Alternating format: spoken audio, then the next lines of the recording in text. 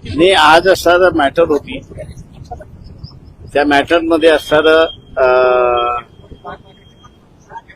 Police डिपार्टमेंटचे affidavit, त्याच्यानंतर principal secretary home यांचा affidavit, हे दोन्ही ॲफिडेव्हिट दाखवले आणि त्यांनी कोर्टाच्या ऑर्डर्स कशा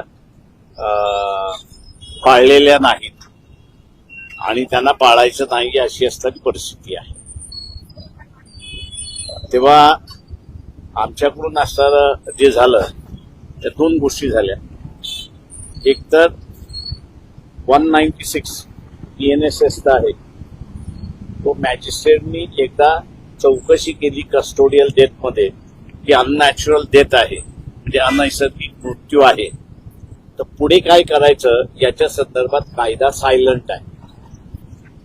केंद्राने सुद्धा त्याच्यात दुरुस्ती केलेली नाही आणि महाराष्ट्र शासनाने सुद्धा दुरुस्ती केलेली नाही.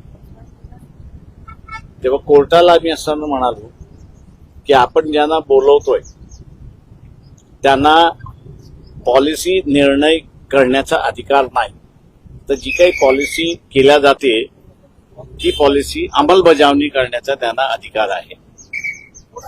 दुसरं, पॉलिसी जो ले डाऊन करतो सेंट्रल गव्हर्नमेंटला, तर काउन्सिल ऑफ मिनिस्टर्स ही ले डाऊन करतात आणि काउन्सिल ऑफ मिनिस्टर राज्यामध्ये करतात.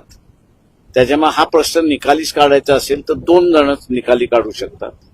एक तर कोर्ट स्वतःहून कायद्यामधल्या ज्या त्रुटी आहेत त्या भरून काढू शकतात, त्यांना लेजिस्लेटिव्ह अधिकार आहे अशी परिस्थिती आहे.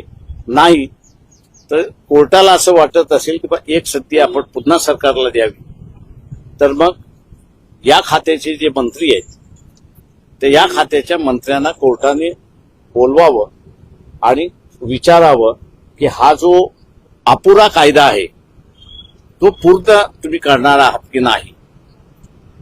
इथपर्यंत झालं आणि हे मॅटर उद्या सकाळी पहिलंच कोर्टाने हिअरिंगसाठी ठेवलेलं आहे.